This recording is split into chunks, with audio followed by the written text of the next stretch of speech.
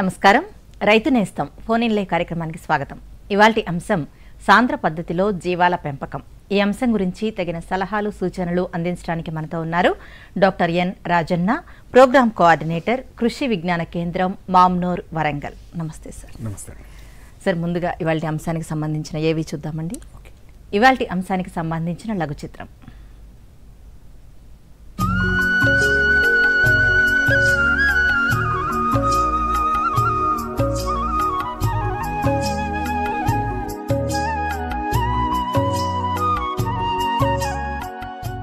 వ్యవసాయ అనుబంధ రంగంగా కీలక స్థానంలో కొనసాగుతున్న జీవాల పెంపకం భారతదేశ గ్రామీణ జీవన విధానంలో రైతుల ఆదాయాన్ని రెట్టింపు చేస్తూ వారి జీవన ప్రమాణాలను పెంచడంలో ప్రముఖ పాత్ర వహిస్తోంది. ప్రస్తుత ఆధునిక జీవన విధానంలో కేవలం రైతులే కాకుండా అనేక మంది చదువుకున్న యువత కూడా జీవాల పెంపకాన్ని ఒక జీవనోపాధిగా ఎంచుకుంటూ గొర్రెల, మేకల పెంపకంపై ఆసక్తి చూపుతున్నారు. అయితే జీవాల పెంపకం చేపడుతున్న వారు వాటి పోషణ, యాజమాన్యంతో పాటు వాటి పునరుత్పత్తి అంశంపై కూడా ప్రత్యేక శ్రద్ధ వహించాలి. అయితే గొర్రెలు, మేకలు చాలా సున్నితమైన జీవాలు. వీటికి వ్యాధుల ప్రమాదం ఎక్కువగానే ఉంటుంది. కొన్ని రకాల వ్యాధుల వలన పునరుత్పత్తి సామర్థ్యం దెబ్బతినే అవకాశం కూడా ఎక్కువగా ఉంటుంది. అందుకే గొర్రెల, మేకల పెంపకందారులు వీటి పోషణతో పాటు ఆరోగ్య విషయంపై కూడా ప్రత్యేక శ్రద్ధ పెట్టాలి.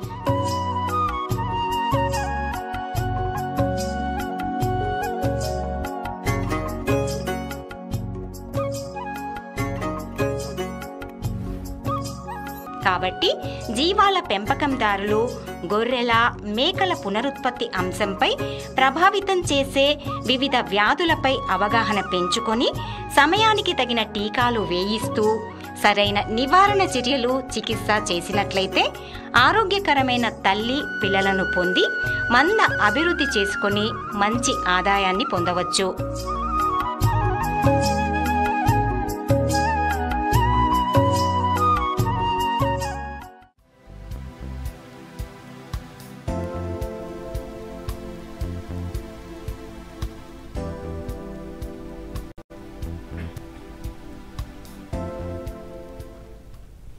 సాంద్ర పద్ధతిలో జీవాల పెంపకం ఈ అంశం గురించి ఎటువంటి సందేహాలున్నా స్క్రీన్ పైన కనిపిస్తున్న నంబర్కి వెంటనే కాల్ చేయండి. సార్, ముందుగా అసలు మన రాష్ట్రంలో అలాగే మన దేశంలో అసలు ప్రస్తుతం జీవాల పరిస్థితి అనేది ఎలా ఉందంటారు? మన రాష్ట్రం చూసుకున్నా, దేశం చూసుకున్నా కూడా మనము ప్రపంచంలోనే 2వ స్థానంలో ఉన్నాము. ఉదాహరణకి మన దేశాన్ని చూసుకుంటే గొర్రెల విషయంలో సుమారుగా ఒక 74 మిలియన్ల సంఖ్యతోని ప్రపంచ దేశాల్లోకెల్లా 2వ స్థానంలో ఉన్నాం. అదే మేకల సంఖ్యను చూసుకున్నా కూడా 144 మిలియన్లతోని 2వ స్థానంలో ఉన్నాం. ఇక రాష్ట్రం విషయానికి వస్తే మన రాష్ట్రంలో సుమారుగా 98% మంది కూడా నాన్ వెజిటేరియన్స్ కాబట్టి తదనుగుణంగా కూడా ఈ మాంస ఉత్పత్తులకు అనుగుణమైనటువంటి గొర్రెల, మేకలు కూడా సంఖ్య అధికంగానే ఉంది. ముఖ్యంగా గొర్రెల సంఖ్య చూసుకుంటే మనకు సుమారుగా 1.98 కోట్లతోని దేశంలోనే ప్రథమ స్థానంలో ఉన్నాము. అదేవిధంగా మేకల సంఖ్యను చూసుకున్నట్లయితే సుమారుగా 49 లక్షలు మనకు మేకలు ఉన్నాయి. ఇక ఈ గొర్రెలు, మేకల్లో కూడా వివిధ రకాలైనటువంటి జాతులు ఉంటాయండి. మనకు ఎన్బిఏజిఆర్ వాళ్ళు గుర్తించినటువంటి గొర్రెల జాతులను చూసుకుంటే సుమారుగా 44 జాతులు ఉన్నాయి. అదేవిధంగా మేకలు 37 జాతులు ఉన్నాయి.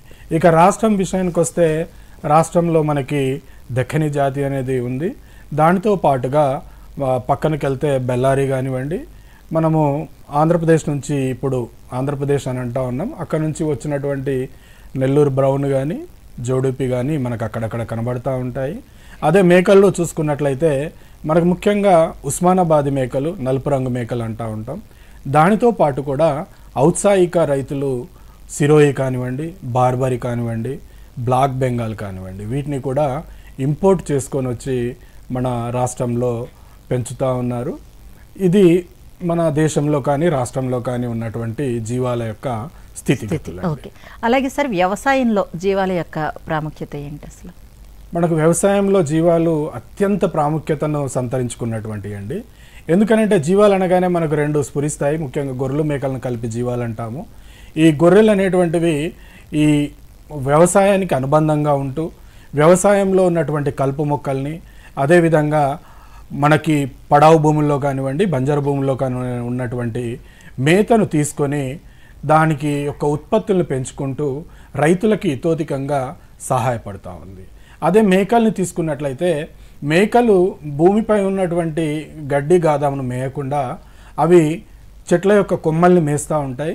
ముఖ్యంగా అడవుల దగ్గరలో ఉన్న ప్రాంతాల్లో ఆ చెట్ల కొమ్ముల్ని మేయడం వలన అందులో ఉన్నటువంటి గింజలు ఈ పెంటికల ద్వారా అంటే ఈ ఫీసిస్ ద్వారా బయటకి వదిలేయడం వలన తద్వారా వృక్షాలకు సంబంధించినటువంటి సంపద కూడా తెలియకుండానే మనకు వ్యవసాయంలో కానివ్వండి అదేవిధంగా పర్యావరణానికి కానీ ఉపయోగపడుతూ ఉంది. ఇక ముఖ్యంగా చూసుకుంటే మనకు ఈ భారతదేశంలో ప్రధానమంత్రి గారు మొదలుపెట్టినటువంటి డబుల్ ద ఫార్మర్స్ ఇన్కంలో ముఖ్యంగా ఈ గొర్రెలు మేకల పెంపకం అనేటువంటిది చాలా ఉపయోగకరంగా ఉంటుంది.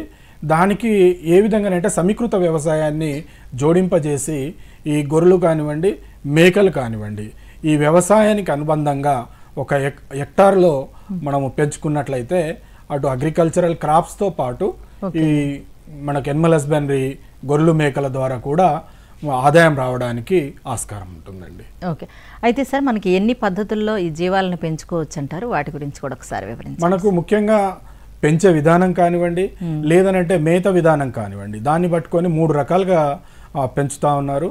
మొదటిది విస్తృత పద్ధతి అని అంటాము, రెండవది పాక్షిక సాంద్ర పద్ధతి, మూడవది సాంద్ర పద్ధతి. ఇక మన విస్తృత పద్ధతిని తీసుకున్నట్లయితే రైతు సోదరులు గత పురాతన కాలం నుండి ఈ విస్తృత పద్ధతిలోనే జీవాలను పెంచుతూ ఉన్నారు. దీంట్లో ఏమి జరుగుతుందని అంటే 6 నుంచి 8 గంటలు జీవాలని ఎండనక వాననక చల్లో కూడా నడిపిస్తూ తీసుకెళ్తారు. అక్కడ దొరుకుతున్నటువంటి మేత దాన్ని శక్తిగా కన్వర్ట్ చేసుకొని అది కేవలము తన యొక్క శరీరాన్ని కాపాడుకోవడానికి ఉపయోగపడుతుంది. తద్వారా మాంసోత్పత్తి తగిన విధంగా రావడం లేదు. ఇక ఇది మొదటి అంశం అనుకున్నట్లయితే ఈ రెండవ అంశం విస్తృత పద్ధతులు ఏమవుతుందని అంటే జీవాలపైన పెంపకందారులకు ఒక కమాండింగ్ పొజిషన్ అనేటువంటిది ఉండదు. ఎందుకనంటే ఏదైనా రోగం వచ్చినప్పుడు ఎంత వ్యాక్సినేషన్ అయినాయి, ఎన్ని జీవాలకు మనం నట్టలు తాగిచ్చాము, అదేవిధంగా ఏ విధమైనటువంటి మనం రోగ నిరోధక చర్యలు తీసుకోవాలనేటువంటిది తెలుసుకోవడం కష్టం. అదేవిధంగా పిల్లలు కూడా ఎక్కువగా చనిపోతూ ఉంటాయి, మరియు ఇవి కట్టడం కూడా చాలా తక్కువగా ఉంటుంది విస్తృత పద్ధతిలో.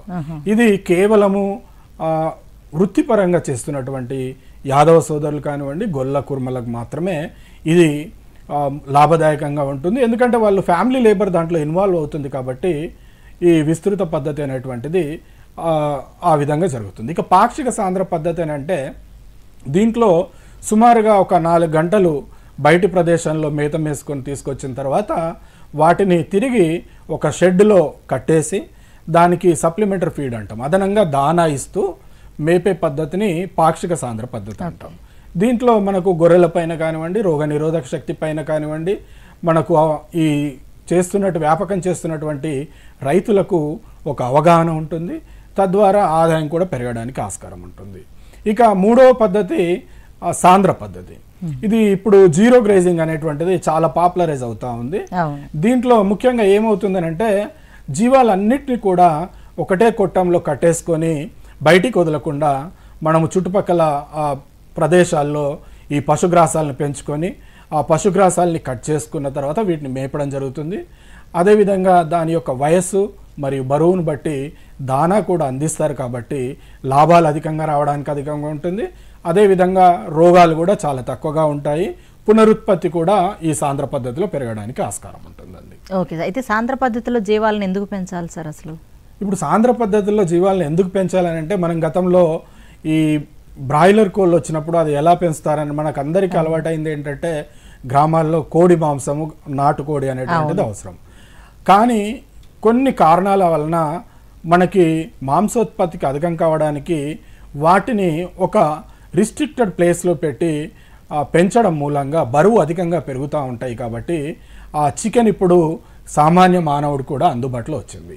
ఇప్పుడు సాంద్ర పద్ధతిని ఎందుకు పెంచాలని అంటే, మనం గతంలో నేను ఇప్పుడు ఇందాక వివరించినట్టు విస్తృత పద్ధతిలో కేవలం పడాల భూములు, బంజరు భూములు, అదేవిధంగా అడవుల చుట్టూ రోడ్ల చుట్టూ ఉన్నటువంటి వాటిపైనే మేత ఆధారపడి ఉంటుంది.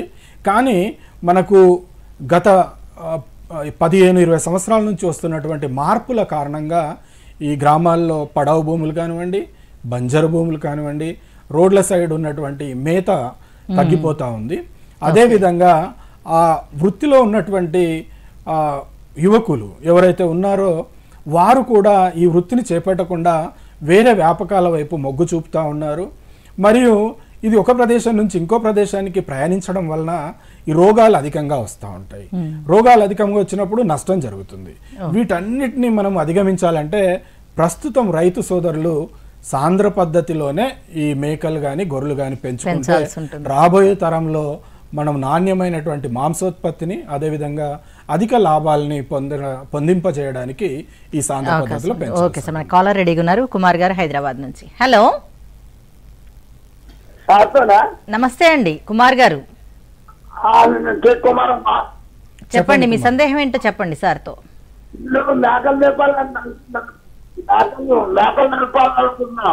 ఓకే, మీకు చెప్పండి. భూమి కానీ జాగా కానీ ఉందండి కుమార్ గారు? ఎన్ని ఎకరాలు ఉంది? అట్లా కాదు, మనం ఎన్ని ఎకరాలు ఉంటుందో దాని ప్రకారము ఎన్ని గొర్రెలు కానీ ఎన్ని మేకలు కానీ పెంచుకోవచ్చు అని చెప్పడానికి వీలవుతుంది. 10 ఎకరాలు 10 ఎకరాలు ఉంది.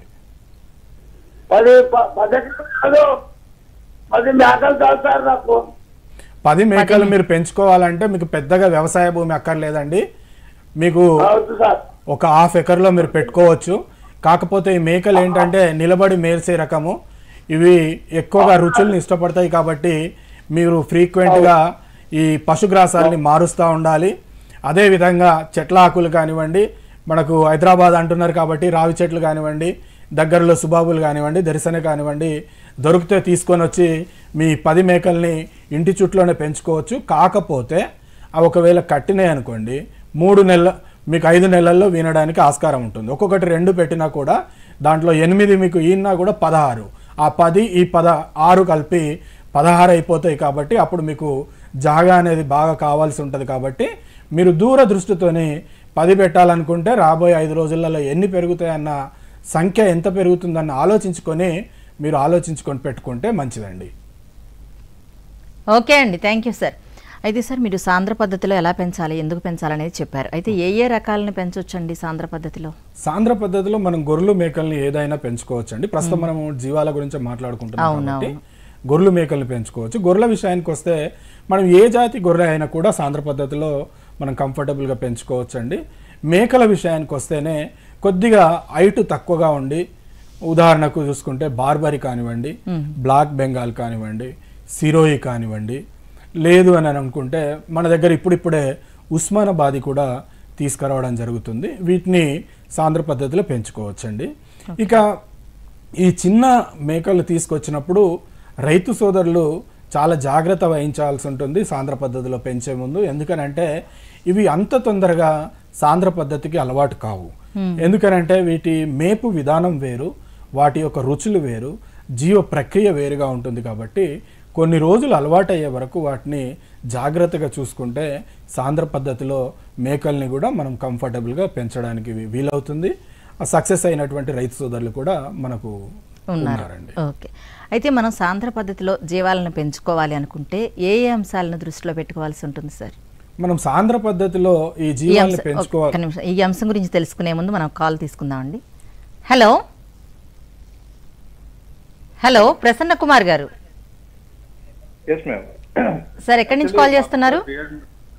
నేను విశాఖపట్నం నుంచి ఆంధ్రప్రదేశ్ అండి. ఓకే ఓకే అండి, మాట్లాడండి సార్ తోటి. సార్ యాక్చువల్లీ మా దగ్గర ఒక 3.5 acres పామ్ ఆయిల్ తోట ఉందండి. ఓకేనండి. సో ఇప్పుడు ఏంటంటే అది కొద్దిగా బ్రీడ్ అయిపోయింది. సో ఇప్పుడు ఏంటంటే దాన్ని మనం తీసేసే అవకాశం ఉంది. ఓకే, అయితే ఇప్పుడు ఈ ఫార్మింగ్ లోని కొద్దిగా ఇంట్రెస్ట్ ఉంది. ఏమైనా ఇన్వెస్ట్మెంట్ చేసి కొద్దిగా ఈ గొర్రెలు మేకలు ఏమైనా లైక్ తీసుకొచ్చి పెడదామని అనుకుంటున్నానండి. సో దీని మీద ఏ బ్రీడ్ అయితే మనకి మంచిది, ఓకే, అండ్ ఎంత నెలలు పిల్లలు తీసుకోవాలి, అట్ ద సేమ్ టైం చలకాలంలో తీసుకోవాల్సిన జాగ్రత్తలు ఏంటి? ఓకే. మీకు ఆయిల్ పంప్ తోట వయసు ఎంత అండి? కంప్లీట్ ఇప్పుడు తీసేస్తారు దాన్ని? ఇప్పుడు 20 years పైన అయిపోయిందండి. అంటే తీసేస్తారు దాన్ని? తీసేయడానికి ఇప్పుడు రెడీ ఉంది. అది తీసేసి కొబ్బరి అనుకుంటున్నారు, కానీ నేను కొంత ఏరియా ఉంచుకొని దాంట్లో ఏమైనా ఫార్మింగ్ చేద్దామండి. ఓకేనండి. మీరు 3 ఎకరాలు 4 ఎకరాలు అంటున్నారు కాబట్టి మేకలు అయితే మీరు కంఫర్టబుల్గా బ్లాక్ బెంగాల్ పెట్టుకోవచ్చండి. చాలా చిన్నగా ఉంటాయి ఇవి. బ్లాక్ బెంగాల్ కానివ్వండి, బార్బరీ కానివ్వండి, ఈ 2 పెంచుకోవచ్చు. ఇక మీరు 3 నుంచి 4 నెలల వయసు దాటినటువంటి ఈ మేకల్ని ఎంపిక చేసుకోవాల్సి ఉంటుంది. గొర్రెలను పెంచుకోవాలనుకుంటే మీకు విశాఖపట్నంలోనే రీసెంట్గా మనకు ఒక బ్రీడ్ని కూడా విజయనగరం విశాఖపట్నం అడ్జైనింగ్ ఏరియాలో యూనివర్సిటీ వారు ఒక బ్రీడ్ని కూడా రికగ్నైజ్ చేయడం జరిగింది. ఎస్వివి వాళ్ళు ఆ బ్రీడ్ని కూడా తీసుకొని వచ్చి మీరు పెంచుకోవచ్చండి. మీరు 3 ఎకరాలు కేటాయిస్తామంటున్నారు కాబట్టి ఒక హాఫ్ ఎకర్లో మనం జీవాల యొక్క కొట్టాలని నిర్మించుకోవాలి. 2.5 ఎకరాల్లో గొర్రెలు అయితే మీరు సుమారుగా ఒక 15 నుంచి 20 పెంచుకోవచ్చండి. మేకలు అయితే 10 నుంచి 12 పెంచుకోవచ్చండి. Okay sir. అండ్ ఇప్పుడు చలికాలంలో తీసుకోవాల్సిన జాగ్రత్తలు ఏంటండి? చలికాలంలో ముఖ్యంగా మీరు మేకలు అయితే సిబిపిపి అనేటువంటి ఒక రోగం వస్తుందండి. అది ముఖ్యంగా బాగా దగ్గుతూ ఉంటాయి. అదొకటే రోగం వస్తుంది మేకలలో, మిగతా రోగాలు పెద్దగా రావు. ఇక గొర్రెల విషయానికి వస్తే గొర్రెలు గుంపుగా ఉంటాయి కాబట్టి ఎప్పుడు ఏ రోగం వస్తుంది అనేటువంటిది ప్రిడిక్ట్ చేయడం చాలా కష్టము. మీరు ఒకవేళ షెడ్ నిర్మించుకున్నట్లయితే చలి ఎక్కువగా ఉంటే మీది కోస్టల్ ప్రాంతం కాబట్టి చుట్టూ మనకు గన్ని బ్యాగ్స్ కట్టుకోవడం అటువంటివి చేస్తే సరిపోతుందండి. పెద్దగా ఈ జీవాలకి మనము యాజమాన్య పద్ధతులు పాటించాల్సిన అవసరం లేదు. Okay sir, thank you. Okay sir. Prasanna Kumar గారు, ఇంకేమైనా సందేహాలు ఉంటే కార్యక్రమం చివరిలో సార్ ఫోన్ నెంబర్ ఇవ్వడం జరుగుతుందండి, మీరు కాల్ చేసి మాట్లాడవచ్చు. ఓకేనండి. అయితే సరే, మనం ఈ సాంద్ర పద్ధతిలో జీవాలను పెంచుకోవాలి అనుకునే వాళ్ళు ఎటువంటి జాగ్రత్తలు తీసుకోవాలి, ఏ అంశాలను దృష్టిలో పెట్టుకోవాలి? ముఖ్యంగా పవన్ కుమార్ లాంటి రైతులు అడిగినట్లుగా వాళ్ళు మొదలు పెట్టాలనుకున్నప్పుడు అక్కడ మార్కెట్ దేనికి ఉంది? గొర్రె మాంసానికి ఉందా, మేక మాంసానికి ఉందా? అదేవిధంగా అక్కడ దొరుకుతున్నటువంటి జాతులు ఏంటి, అది ఆ వాతావరణానికి సరిపడుతుందా లేదా, మన దగ్గర ఎంత భూమి ఉంది, రాబోయే రోజులలో ఒకవేళ సంఖ్య పెరిగినట్లయితే ఆ భూమి మనకు సరిపోతుందా లేదా అనేటువంటిది ముఖ్యంగా చూసుకోవాలి. ఆ తర్వాత మనము జీవాలను ఎంపిక చేసుకోవాల్సి ఉంటుంది. ఇక 3వ అంశము వాటి రవాణాలో జాగ్రత్తలు తీసుకోవాలి.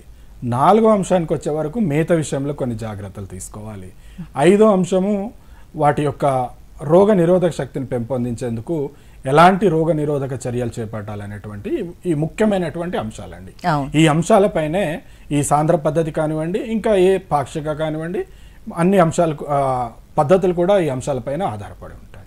అయితే సార్, జీవాల ఎంపికలో మనం ఎలాంటి జాగ్రత్తలు అనేవి తీసుకోవాలంటారు? జీవాలు ఇప్పుడు సాంద్ర పద్ధతిలో మొదలు పెట్టాలంటే జీవాల ఎంపిక అనేటువంటిది చాలా ప్రాధాన్యతతో కూడుకున్నటువంటి అంశం.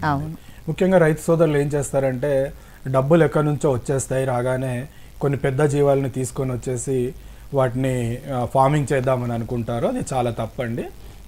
ముఖ్యంగా రైతు సోదరులు ఎప్పుడైనా కూడా జీవాల ఎంపిక విషయంలో ఎలాంటి జాగ్రత్తలు తీసుకోవాలనంటే అది ఏ వయసులో కొనాలనేటువంటిది మొదటగా నిర్ణయించుకోవాలి. వయసు వరకు వచ్చే మేమేం చెప్తామంటే 4 నుంచి 6 మాసాల పైబడినటువంటి వాటిని తీసుకొచ్చుకోమని చెప్తాము. అది మాంసోత్పత్తికి అయితే. లేదు బ్రీడింగ్ పర్పస్ తీసుకొచ్చుకోవాలనుకుంటే 18 మాసాలు ఉన్నటువంటి ఈ మేకలు కానీ గొర్రెలను కానీ తీసుకోవాల్సి ఉంటుంది. ఇక ఎంపిక చేసుకునేటప్పుడు మనము బ్రీడ్ జాతిని కొంటున్నామా లేదనేటువంటి నాన్ డిస్క్రిప్టివ్ ఎనిమల్ని కొనుక్కుంటున్నామా అనేటువంటిది చూడాలి. మన తెలంగాణ విషయానికి వస్తే మనకు ఒకప్పుడు ఇది డెక్కని జాతి గొర్రెలకు చాలా ప్రసిద్ధిగాంచింది. కాకపోతే ఇప్పుడు సుమారుగా 99% గొర్రెలు కూడా అన్నీ డైల్యూట్ అయిపోయాయి. అందరూ రైతులు కూడా ఏవి అయినా కూడా పెంచుకోవడానికి ఇష్టపడుతూ ఉన్నారు. ఎందుకంటే మాంసానికి అంత డిమాండ్ ఉంది కాబట్టి ఏ బ్రీడ్ అయినా తీసుకోవచ్చు. ఇక గొర్రెల విషయానికి వస్తే గొర్రెలు మనకి అత్యధిక రోగ నిరోధక శక్తిని కలిగి ఉన్నాయి. సాంద్ర పద్ధతిలో పెంచుకున్నటువంటి రైతులు ముఖ్యంగా ఎక్కువ హైట్ తక్కువ ఉండి శరీరాకృతి తక్కువ బరువు పెరిగేటువంటి జీవాలతో మొదలు పెడితే మనకు ఒక అవగాహన వస్తుంది. అవగాహన వచ్చిన తర్వాత సిరోయి కానివ్వండి, లేదంటే ఉస్మానాబాద్ లాంటి జాతుల వైపు మొగ్గు చూపచ్చు. ఇక ఎంపిక చేసుకునేటప్పుడు ఆ జాతి లక్షణాలు ప్రస్ఫుటంగా కనబడాలి బ్రీడింగ్ కొరకు తీసుకుంటే. ఎందుకనంటే మీరు మల్టిప్లై చేస్తారు, మల్టిప్లై చేసిన తర్వాత వాటిని అమ్మకడానికి ఆస్కారం ఉంటుంది. అప్పుడు అంటే ఏ బ్రీడు జాతి లేని జీవాలను ఎవరు కొనరు కాబట్టి జాతి లక్షణాలు ఉన్నటువంటి తీసుకోవాలి. అదేవిధంగా మేమేం చెప్తామంటే వయసును బట్టి కూడా తీసుకోవాలని అంటాము. ఆ వయసు మనం పండ్లను బట్టి నిర్ధారించుకోవాల్సి ఉంటుంది. ఇక మూడవ అంశం ఏంటంటే 18 మాసాల నుంచి 24 మాసాలు ఉన్న జీవాలను, పెద్ద జీవాలను తీసుకుంటే చాలా ఉత్తమం అండి. ఇక ఇవి తీసుకున్న తర్వాత మనము రవాణా విషయాలకు వస్తే ఆ అంశాలని తెలుసుకోవచ్చు. ముఖ్యంగానైతే ఈ అంశాలని ఎంపిక విషయంలో అయితే జీవాల వయసుని మనం ఎలా నిర్ధారించుకోవాలండి? జీవాల వయసుని మేము ముఖ్యంగా రైతు సోదరులకు మేము ఏం చెప్తామంటే ఆ పండ్ల వరుసను బట్టి చూసుకోమని చెప్తాము. 8 నుంచి 10 మాసాల వరకు పాల పండ్లు ఉంటాయండి, 4 జతల పాల పండ్లు ఉంటాయి. అదే మనకు ఒక సంవత్సరం వయసు వచ్చిందంటే మధ్యస్థంగా ఒక జత పాల పండ్లు వెళ్ళిపోయి శాశ్వత దంతాలు అనేటువంటి రావడం జరుగుతుంది. కాస్త పెద్దగా ఉంటుంది. అది ఒక ఏడాది నుంచి ఏడాదిన్నర ఉన్నట్లుగా లెక్క. అట్లా ఆ విధంగా 2 సంవత్సరాలు వచ్చే వరకు 2 జతల పండ్లు, 3 సంవత్సరాలు వచ్చే వరకు 3 జతల పండ్లు, 4 సంవత్సరాలు వచ్చే వరకు 4 జతల పండ్లు అనేటువంటివి శాశ్వత దంతాలు అనేటువంటి రావడానికి ఆస్కారం ఉంటుంది. ముఖ్యంగా రైతు సోదరులు ఎంపిక చేసుకునేటప్పుడు ఒక జత పాల పండ్లు పోయి శాశ్వత దంతాలు వచ్చినటువంటి ఈ గొర్రెలు కానివ్వండి, మేకల్ని కానివ్వండి ఎంపిక చేసుకోవాలి. ఒకవేళ గవర్నమెంట్ ఫారాల్లో వాళ్ళు ఎంపిక చేసుకోవాలనుకుంటే అక్కడ రికార్డ్స్ అనేటువంటి ఉంటాయి, వాటి యొక్క పుట్టిన తేదీ అవన్నీ వాళ్ళ దగ్గర అవైలబుల్ ఉంటాయి కాబట్టి ఆ రికార్డ్స్ని బట్టి కూడా ఎంపిక చేసుకోవచ్చండి. ఓకే. అయితే సరే ఈ జీవాల రవాణా విషయంలో మనం ఎలాంటి జాగ్రత్తలు అనేవి తీసుకోవాలంటారు? రవాణా అనేటువంటిది చాలా క్రూషియల్ రోల్ ప్లే చేస్తుందండి. రైతులు ఎంతో చాలా దూరం నుంచి ఇప్పుడు ఒక్కొక్క చిన్న జీవాన్ని తీసుకోవాలన్నా కూడా 6 నుంచి 8 వేల రూపాయలు ఖర్చు అవుతుంది. ఈ రవాణా విషయంలో మీరు జాగ్రత్తలు తీసుకోకపోతే చాలా నష్టాన్ని కలగజేస్తుంది. ఈ జీవాల్ని మనం ఎంపిక చేసుకొని ఒక ప్లేస్లో అన్నిటిని పెట్టుకున్న తర్వాత రైతు సోదరులు ఏం చేయాలంటే ఒక ఇన్సూరెన్స్ అనేటువంటిది తీసుకోవాలి. దీన్ని ట్రాన్సిట్ ఇన్సూరెన్స్ అని అంటాము. ఎందుకనంటే ఒక ప్లేస్ నుంచి మన ప్లేస్కి తీసుకొని వచ్చేటప్పుడు అనివార్య కారణాల వలన ఏదైనా జరిగితే గనక ఆ ఇన్సూరెన్స్ కంపెనీస్ మనకు డబ్బుల్ని పేబ్యాక్ చేయడానికి ఆస్కారం ఉంటుంది. కాబట్టి రైతు సోదరులు తప్పకుండా ట్రాన్సిట్ ఇన్సూరెన్స్ అనేటువంటిది తీసుకోవాలి. ఇది సుమారుగా జీవాల యొక్క రేటును పైన 1%, 1.5% అలా ఉంటుందండి, చాలా తక్కువ. తర్వాత పెద్ద జీవాలైతే ఒక పెద్ద ట్రక్కులో 60 నుంచి 80 జీవాలని పెట్టాలి. కానీ ఇప్పుడు మనం రోడ్ల పైన చూస్తూ ఉంటే అది కనబడదు. ఒకటే ట్రక్లో 3 లేయర్స్ పెట్టుకొని తీసుకొస్తూ ఉంటారు. అది ఆ జీవాల్ని చాలా నష్టపరుస్తుంది. వచ్చిన తర్వాత వాటి రోగ నిరోధక శక్తి అనేటువంటి తగ్గిపోతుంది. సులభంగా అవి రోగాలకు గురి కావడం జరుగుతుంది. మేమేం చెప్తామంటే శాస్త్రీయ పద్ధతిలో సుమారుగా 2 నుంచి 2.5 చదరపు అడుగులు ఒక గొర్రె కానివ్వండి, మేక కానీ ఇవ్వాలని చెప్తాము. అట్లా చూసుకుంటే ఒక పెద్ద ట్రక్లో 60 నుంచి 80 జీవాల్ని తీసుకురావచ్చు. ఒకవేళ మనం కొన్న ప్రదేశం నుంచి తీసుకొచ్చుకునే ప్రదేశము 12 గంటలు దాటుతుంది అని అనుకుంటే బ్రేక్ ఇచ్చేసి ఆ జీవాలని కిందికి తింపేసి దగ్గరలో ఎక్కడన్నా నీటి సదుపాయం ఉంటే నీళ్లు పెట్టడం కానివ్వండి, దానా ఇచ్చినట్లయితే మరీ మంచిది. ఒక బ్రేక్ ఇచ్చినట్టయితే వాటి యొక్క శరీరంలో ఉన్నటువంటి ఫిజియాలజీ అనేటువంటిది న్యాచురల్ స్థితికి రావడం జరుగుతుంది. అదేవిధంగా ఒక ఎనిమల్ వెల్ఫేర్ ఆస్పెక్ట్స్ అంటాం వీటిని. అది 12 గంటలు దాటితే అలా చేయాలి. లేదు 12 గంటల లోపే మనకు వస్తున్నాయంటే అక్కడ సాయంత్రం పూట తీసేసుకొని ఉంటే మళ్ళీ ఉదయానికి ఇక్కడ వస్తాయి. కాబట్టి రాగానే మనం మందలో ఆ జీవాల్ని కలపకూడదు. ఎందుకంటే అక్కడ ఏ రోగాలు ఉంటాయి అనేటువంటిది మనకు తెలియదు. కాబట్టి ఒక 3 నుంచి 5 రోజులు వేరుగా పెట్టుకొని దాంట్లో ఏ రోగాలు లేవని నిర్ధారించుకున్న తర్వాత మాత్రమే మనకు ఉన్నటువంటి జీవాల్లోంచి కొన్న జీవాల్ని కలపాల్సి ఉంటుందండి. ఓకే. అయితే సరే ఈ జీవాలకి సాంద్ర పద్ధతిలో మన గృహ వసతిని అనేది ఎలా నిర్మించుకోవాలండి? సాంద్ర పద్ధతి అంటేనే గృహ వసతి ఉండాలి. గృహ వసతి లేనిది ఈ ఇంటెన్సివ్ సిస్టమ్ కానివ్వండి సాంద్ర పద్ధతి అనేటువంటిది జరగదు. ఎందుకనంటే మనం భూమి మీద ఉన్న ఏ జీవాన్ని తీసుకున్నా కూడా సాధారణంగా కొట్టాలు కానీ పాకాలు లేని జీవాలు ఏమైనా ఉన్నాయంటే గొర్రెలు మేకలు మాత్రమే. ఈ మనం ఏదైతే రైతుల్ని మోటివేట్ చేస్తున్నామో సాంద్ర పద్ధతి వైపు, దానికి మనకు ఒక్కొక్క పెద్ద జీవాలు అయితే సుమారుగా 12 నుంచి 14 చదరపు అడుగులు గొర్రెలకు అవసరం అవుతుందండి. దానికి డబుల్ బయట తిరిగే ప్లేస్ అవసరం అవుతుంది. అదేవిధంగా మేకల్ని తీసుకున్నట్లయితే 14 నుంచి 16 చదరపు అడుగులు అవసరం అవుతుంది.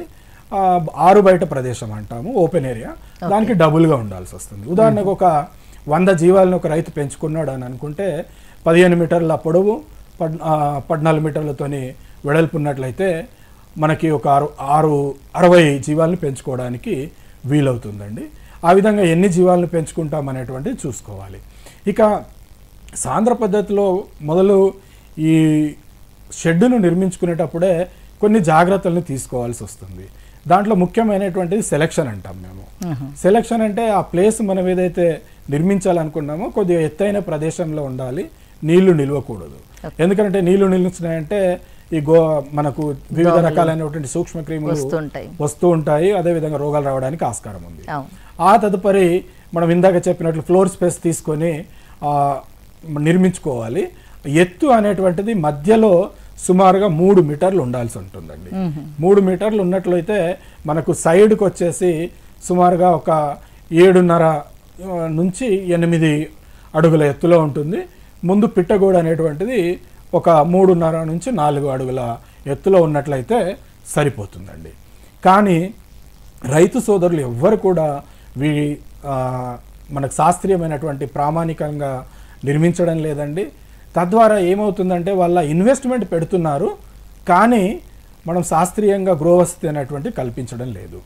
ముఖ్యంగా వీళ్ళు ఫ్లోర్ చూసుకున్నట్లయితే రైతు సోదరులు మామూలుగా పాక్షిక సాంద్ర పద్ధతిలో కానివ్వండి, విస్తృత పద్ధతిలో మొరంతో ఉంటుందండి. ఈ మొరం ఏం చేస్తుందంటే మలమూత్రాలని అబ్జార్బ్ చేసుకుంటుంది, రోగాలు రాకుండా కూడా కాపాడుతుంది. ఇది చాలా చీపెస్ట్ ఫ్లోర్ అని అంటాం దీన్ని. ఎందుకనంటే ఇది మనకు దగ్గరలో మొరం ఎక్కడైనా దొరుకుతుంది, ఇది అబ్జార్బ్ చేసుకుంటుంది. అదేవిధంగా ఒక 6 మాసాల తర్వాత ఒక పై లేయర్ని సుమారుగా ఒక 2 నుంచి 2.5 ఇంచుల పై లేయర్ తీసేసి మళ్ళీ ఫ్రెష్గా ఒక మొరంతోని కప్పుకున్నట్లయితే మనకు చీప్గా ఈ కొట్టాలని నిర్మించుకోవడానికి వీలవుతుంది.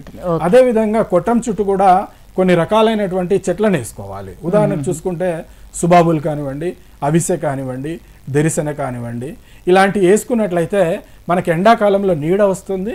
అదేవిధంగా మనకి మేత లభ్యం కానప్పుడు వాటిని కట్ చేసుకొని ఈ జీవాలకు మేపుకోవడానికి ఆస్కారం. ఓకే సార్, మన కాలర్ రెడీగా ఉన్నారు బాబు గారు మహబూబాబాద్ నుంచి. హలో హలో, నమస్తే అండి బాబు గారు. నమస్తే మేడం. మీ సందేహం ఏంటో అడగండి సార్ని. ఓకే మేడం, చెప్పండి బాబు గారు. సార్ నమస్తే. Good evening. గుడ్ ఈవినింగ్ అండి. సార్ నేను ఇప్పుడు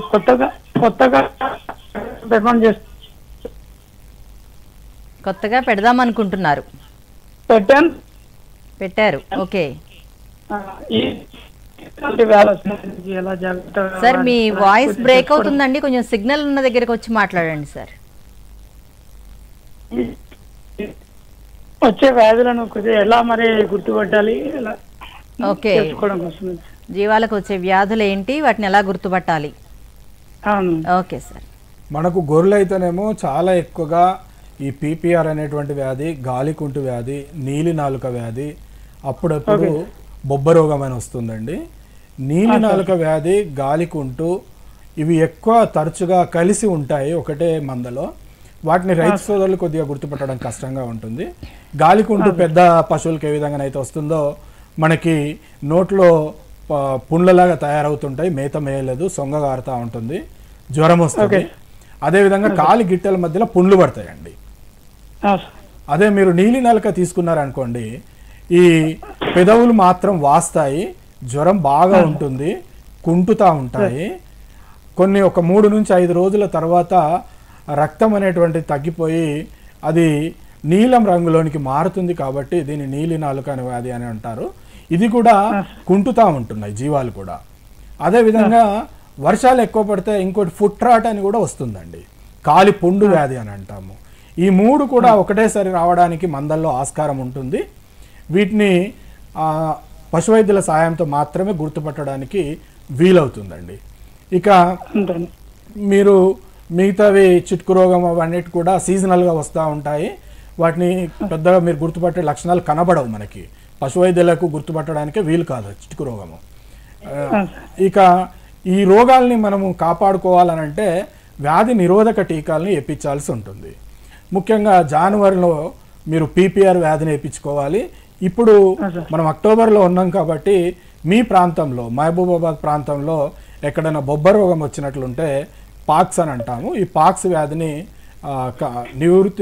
నివారించడానికి మనం టీకాలు ఇప్పించుకోవాలండి.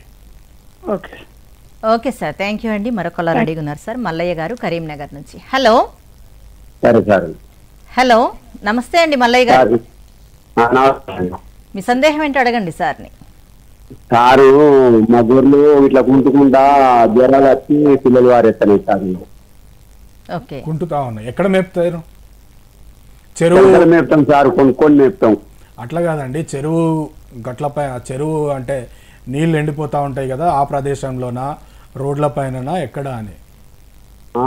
చిలకల్ని పొలాల మధ్యలో చిలక భూమి. మీ మందల పొట్టేలు ఎన్ని సంవత్సరాల నుంచి ఉందండి? పొట్టేలు 3 సంవత్సరాలు. 3 సంవత్సరాల నుంచి. ఓకే. సాధారణంగా ఈ ఈడ్చుకపోవడం అనేటువంటి, ఇప్పుడు ఎంట్రుకలు ఉంటున్నాయండి ఈడ్చుకపోయిన అంటే మన పిండం మీద? పిండం మీద సారు ఎంట్రుకలు ఉన్నాయంటే లాస్ట్ స్టేజ్లో అది అబార్షన్ అవుతున్నట్లు లెక్క. దాంట్లో బ్రుసెల్లోసిస్ అనే వ్యాధి వస్తుంది. ఇది ముఖ్యంగా ఈ మన పొట్టేల నుంచి ఈ ఆడజీవాలకు రావడానికి ఆస్కారం ఉంది. కాబట్టి తక్షణం మీ పొట్టేల్ని దగ్గరలో ఉన్నటువంటి కరీంనగర్ దగ్గరలో మనకు ఏడీ గారు ఉంటారండి, వారి దగ్గరికి తీసుకెళ్ళి పరీక్ష చేయించండి. బ్రుసెల్లోసిస్ అనే పరీక్ష చేయించండి. ఒకవేళ అది కనుక బ్రుసెల్లోసిస్ ఉన్నదని వస్తే మీ పొట్టేళ్ళు మార్చుకోవాలండి. ఇక ఈ అడ్వాన్స్ స్టేజ్లో సార్ పొడేళ్ళు ఏంటండి? పొడేళ్ళు మార్చేసి తీసేసిన 2 పొడేళ్ళు. ఎన్ని రోజులైంది తీసేసి? తీసేసి 8 రోజులు అవుతుంది సార్. అంటే కట్టినవి మనకి ఎప్పుడో 4 నెలల ముందు 5 నెలల ముందు కట్టి ఉంటాయి కదా, మీరు ఇప్పుడు తీసేస్తే అది నెక్స్ట్ మనకు కనబడుతుంది. అదేవిధంగా ఇప్పుడు అడ్వాన్స్ 3 సంవత్సరాలు అయింది, ఏజ్ గారు అయింది తీసేసి సార్. మీరు మంచి పని చేశారండి. 3 నుంచి 4 సంవత్సరాలకు తీసేయాలి తప్పనిసరిగా. మీరు ఉన్న జీవాల్ని కాపాడుకోవాలంటే కట్టిన జీవాలు మీకు తెలుస్తుంది కాబట్టి, దొక్కల్ని చూస్తే తెలుస్తుంది, కడుపు చూస్తే తెలుస్తుంది కాబట్టి వాటిని దూర ప్రాంతాలకు తీసుకెళ్లకుండా మీకు వీలైతే ఆ కొట్టాల్లో కానీ ఇంటి పరిసరాల్లో పెట్టి ఏవైనా చెట్ల ఆకులు వేసినట్లయితే ఈడ్చుకపోవడం కొద్ది వరకు తగ్గించొచ్చండి.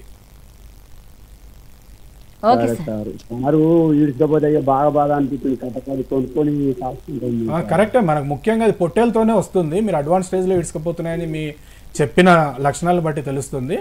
దానికి మీరు పొట్టేలు మార్చేశారు కాబట్టి పెద్ద ఇబ్బంది ఏమి ఉండదు. ఓకే సార్, థ్యాంక్ యూ అండి. అలాగే సార్, ఎలాంటి పరికరాలు అనేవి రైతులు కొనవలసి ఉంటుందండి? ఈ సాంద్ర పద్ధతిలో ముఖ్యంగా మనం పశుగ్రాసాలను పెంచుకుంటాం కాబట్టి దాని సంఖ్యను బట్టి ఈ చాఫ్ కట్టర్ అనేటువంటి గడ్డి కత్తిరించే యంత్రాన్ని తెచ్చుకోవాల్సి ఉంటుందండి.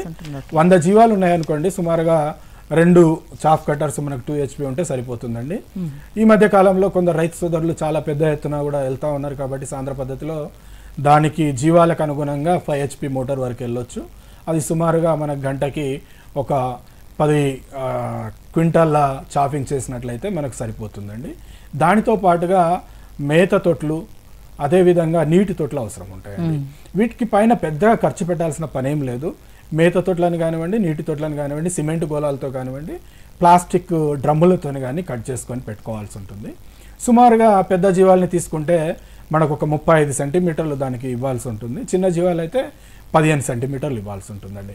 ఆ విధంగా మనము ఒక టైంలో అటువైపు ఇటువైపు 2 వైపులా నిలబడి సుమారుగా ఒక 15 జీవాలు నిలబడి మేత మేసేట్లుగా, అదేవిధంగా నీళ్లు తాగేటట్లుగా రైతు సోదరులు ఈ ఏర్పాట్లు చేసుకోవాల్సి ఉంటుందండి. ఇవే ముఖ్యంగా మనకి కావాల్సినటువంటి పరికరాలండి. ఓకే సార్, మన కాలర్ రెడీగా ఉన్నారు, వెంకటేశ్వర గారు తూర్పుగోదావరి జిల్లా నుంచి. హలో హలో హలో నమస్తే అండి వెంకటేశ్వరరావు గారు, మాట్లాడండి సార్ తోటి. నమస్కారం. మేకలు మాకు బ్రీడ్ ఎక్కడ దొరుకుతుందండి పెంచుకోవడానికి? ఏ బ్రీడ్ అండి? ఏ బ్రీడ్ సార్? మేక పిల్లలు. సార్ మీరు టీవీ మ్యూట్లో పెట్టి మాట్లాడండి వెంకటేశ్వరరావు గారు. చెప్పండి. టీవీ మ్యూట్లో పెట్టి సార్తో మాట్లాడండి. మీరు ఏం అడిగారు question? Black Bengal black Bengal. Black Bengal అంటే వెంకటరమణగూడెంలో కేవీకే అని ఉంది అండి, హార్టికల్చరల్ యూనివర్సిటీలో. మీరు వారి దగ్గరికి పోతే మీకు సరి అయిన ఇన్ఫర్మేషన్ ఇవ్వడానికి ఆస్కారం ఉంటుందండి. లేదు అని అనుకుంటే మీకు దర్శిలో కానివ్వండి, లేదు అని అంటే కర్నూలులో యాగంటిపల్లిలో అయినా మీకు ఈ బ్లాక్ బెంగాల్ మేక జాతులు దొరకడానికి ఆస్కారం ఉందండి. ఓకే సార్, మీకు ఏమైనా డౌట్స్ ఉంటే కార్యక్రమం చివరిలో సార్ ఫోన్ నెంబర్ ఇస్తామండి, మీరు కాల్ చేసి మాట్లాడవచ్చు. థ్యాంక్ యూ అండి. అయితే సార్ మనకి ఈ మధ్య కాలంలో ఔత్సాహిక రైతులు ఈ స్లాటెడ్ ఫ్లోర్స్లో పెంచుతున్నారు జీవాలను, అసలు దాని గురించి కూడా చెప్పండి సార్. ఈ స్లాటెడ్ ఫ్లోర్స్ అంటే ముఖ్యంగా ఈ జీవాల్లో ఎక్కువ ఖర్చు అనేటువంటిది డీవార్మింగ్ అంటాము. నట్టల నివారణ మందులపైనే సుమారుగా ఒక 50 నుంచి 60% ఇన్వెస్ట్మెంట్ అవుతుందండి. ఇవి తగ్గించుకోవాలంటే స్లేటెడ్ ఫ్లోర్ అనేటువంటిది చాలా ముఖ్యమైనటువంటిది. ఇప్పుడు ఔత్సాహిక రైతులు చాలా మంది కూడా వివిధ స్కీమ్లలో సబ్సిడీ తీసుకొని ఈ స్లేటెడ్ ఫ్లోర్ను నిర్మిస్తూ ఉన్నారు. దీనికి ఏం లేదండి, భూమి నుంచి ఒక సుమారుగా 1 నుంచి 1.5 మీటర్ల ఎత్తులో మనం ఒక ఫ్లోర్ నిర్మించుకుంటాము. ఆ ఫ్లోర్ పై నుంచి మళ్ళీ సుమారుగా 3 మీటర్ల ఎత్తులో మళ్ళీ యాజ్ ఇట్ ఈస్గా కట్టుకోవాల్సిందే. దీని ద్వారా ఏమవుతుందంటే ఆ పెంటికలు, ఈ గొర్రెలు కానీ మేకలు కానీ వేసేటువంటి పెంటికలు అనేటువంటివి నిల్వ ఉండకుండా, మూత్రం నిల్వ ఉండకుండా కిందికి వచ్చేస్తాయి. కాబట్టి అక్కడ సూక్ష్మ క్రిములు అనేటువంటి వృద్ధి చెందవు. అదేవిధంగా అంతర్పరాన్న జీవులు కూడా వృద్ధి చెందవు. తద్వారా అది తిన్నటువంటి ఆహారం అనేటువంటిది మనకు మాంసం రూపంలో తొందరగా కన్వర్ట్ కావడానికి ఆస్కారం ఉంటుంది. మనకి ఏదైతే కింద ప్లేస్ ఉంటుందో, ఈ స్లేటెడ్ ఫ్లోర్లో కింద ప్లేస్ ఉంటుందో దాన్ని మనము ఈ కోళ్ళు పెంచుకోవడానికి ఆస్కారం ఉంటుంది. దీన్ని చాలామంది కూడా మనకు ఆంధ్రప్రదేశ్లో డబుల్ లేయర్ అనేటువంటి ప్రాసెస్ కింద వాళ్ళు ప్రాపగండ చేస్తూ ఉన్నారు. ఈ కింది చోట్ని ఇటు సమ్ ఇంటిగ్రేటెడ్ ఫార్మింగ్ కింద మనకు పనికొస్తుంది. గొర్రెలు అదేవిధంగా కింద కోళ్ళు, 2 రకాలుగా ఆదాయం పొందడానికి ఆస్కారం ఉంది. ఓకే సార్, మనకు మరో కాలర్ రెడీగా ఉన్నారు, రాజేష్ గారు మంచిర్యాల నుంచి. హలో హలో, నమస్తే అండి రాజేష్ గారు. మేడం నమస్కారం. మీ సందేహం ఏంటో అడగండి సార్ని. Hello sir. చెప్పండి రాజేష్ గారు. సార్ ఇప్పుడు వర్షాకాలం అయిపోయింది కదా, మా ఈ గొర్రెలు ఏం చేస్తాయంటే ఆనకాలం బయట పడతాయి. ఓకే. ఇట్లా ఏమవుతుందంటే ఇప్పుడు కుంటిన గొర్రెలకు రక్తం లేక ఎనర్జీ తక్కువ ఉంది. ఓకే. అయితే ఇప్పుడు అది ఏ మందులు వేయాలి, ఏంటి మనం పెట్టాలో కొంచెం అవగాహన చెప్తే. ఓకే, మీరేమైనా మేత ఇది బ్రోటోన్ అని పెట్టేసినాం బలానికి. ఏదండి? బ్రోటోన్. ఓకే. దానికి సంబంధించి ఇది విన్క్రోజ్ అని ఎగ్జాటిక్ తీరు ఉంటుంది చూడు. ఓకే. అది పెట్టేసాం. దాని వలన ఏదైనా ప్రాబ్లం ఉంటుందా, ఇంకేమైనా పెట్టాలి? దానివల్ల ఏం ప్రాబ్లం ఉండదండి. మనకు సాధారణంగా మీకు ఏమైనా చెలక భూములు ఉండి వర్షం బాగా నీళ్లు నిల్వ ఉండి గతంలో వర్షం ఉండి దాంట్లో ప్రదేశాల్లో మీరు నడిపించినప్పుడు కాలి గిట్టెల మధ్యలో తెగి అవి పుండ్లు బట్టి కుంటుపడడానికి ఆస్కారం ఉంటుంది. ఇది ఒక్కటి. లేదు అని అంటే ఇంకా 2 రోగాలు కూడా రావడానికి ఆస్కారం ఉంది. ఇంతకుముందు కాలర్ అడిగినప్పుడు చెప్పడం జరిగింది. అది నీలి నాలుక కానివ్వండి, గాలి కుంటు. ఇది మీ దగ్గరలో డాక్టర్ ద్వారా నిర్ధారించుకోండి. ఫస్ట్ మీరు ఆల్రెడీ గాలికుంటు అని అన్నాడు, దాని నిర్వహణ. గాలికుంటు ఒక వైరస్ వ్యాధి అండి. మీరు దీన్ని ఏం చేయాల్సిన పని లేదు. వైరస్ దానంతట అదే తగ్గిపోతుంది.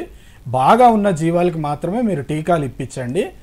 బాగా కుంటుకుంటా వెనకబడ్డ జీవాలకి కొద్దిగా రాగి, మీకు వీలవుతే రాగి జావ తాగించండి. లేదనంటే వేపాకు కానివ్వండి, లేదంటే ఏదన్నా సుబాబులాకులు ఉంటే అక్కడ కొట్టాల్లోనే కట్టేసి మేపండి. ఇక మీరు బాగా రక్తం పట్టాలన్నారు కాబట్టి ఐరన్ ఇంజెక్షన్స్ దొరుకుతాయండి, ఇంఫెరాన్ అని. ఆ ఇంజెక్షన్ ఇప్పించండి. మీరు బ్రోటాన్ ఆల్రెడీ ఇస్తున్నారు. Iron injections.